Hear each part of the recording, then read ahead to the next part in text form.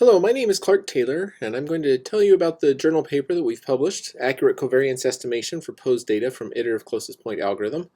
This is a paper jointly done by my student, Rick Wan, and myself, and also Dr. Nichol at the Air Force Institute of Technology.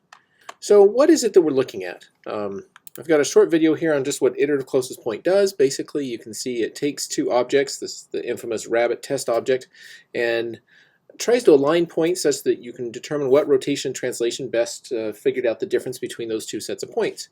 Now this is a very common algorithm in robotics, in terrain matching, and relative navigation. That's the application that we're really interested in for aerial refueling, but it's used all over the place. Even this video, you found it on YouTube, that there's this simple ICP hub out there. There's probably hundreds of GitHub repositories using ICP.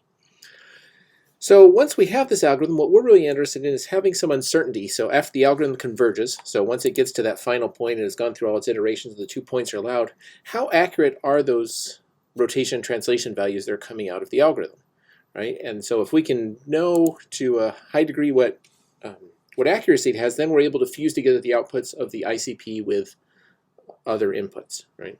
Now there's different ways you can get uncertainty. Sort of the naive, or the first way you do it, is what we call the Jacobian method, which is you look at the end of this, it's a least squared optimization procedure, and you can use that to come up with an uncertainty method. That in the past has always given very optimistic estimates, right? So it thinks it's very accurate, but it's actually far less accurate.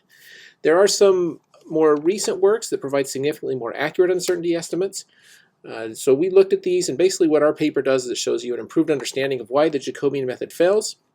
And we modify the Jacobian method to be more accurate. It turns out then that we get the same accuracy as the Procchia method, this another number 2 method down here, but the actual uncertainty estimation part is about 100 times faster than the Procchia method. So hopefully you'll enjoy this paper, and it might be useful for some of your research.